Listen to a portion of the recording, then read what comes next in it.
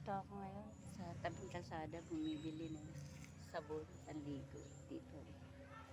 Dito ako nabili sa tindahan ng sabon. Dito kami nakakabili ng per kilo, guys. Yan. Nangaritaso, guys. Ito yung lugar namin, guys. Ito yung dating St. Joseph. Yan, lugar na yan.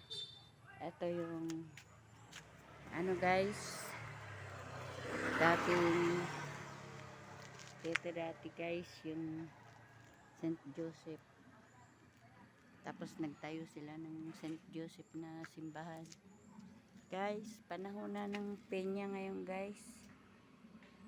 Daming peña dito, guys. At saka guys, yung ano, daming bunga na mangga, guys. Daming bunga na mangga. Dito kami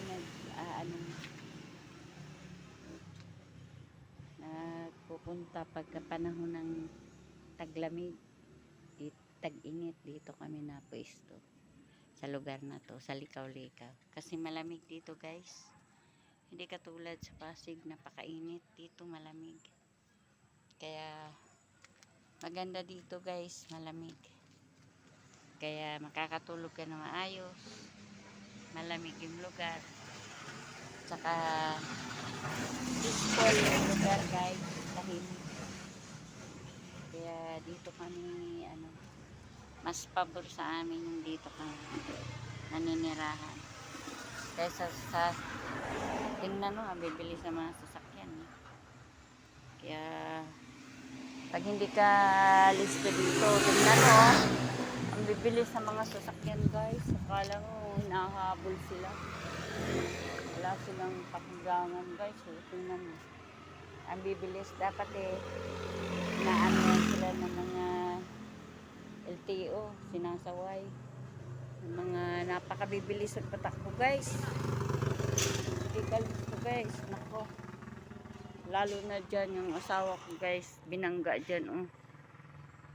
Panapatilapon yung mister ko dyan, oh. May tindahan ng page dyan, oh. Makabud, tindahan ng page. Kasi ang bilis nila magpatakbo, guys. Kahit mga bagong aral lang ng motor, guys, halos sila, guys. Tingnan, bibilis nila magpatakbo, oh.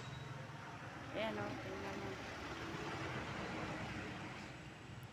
Kaya konting dahan-dahan lang, guys, no? Dapat ina-announce ng LTO yan, no?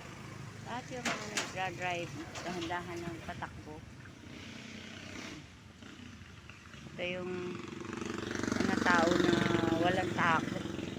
Kala mo hinahabol sila ng kalsada. Ganyan na lamang, guys. Dito muna, sirado pa, oh. Hindi na pa ako nag-aantay. Ganyan na lamang, guys. Subscribe, please. Yan, oh. Thank you, guys. Thank you for watching.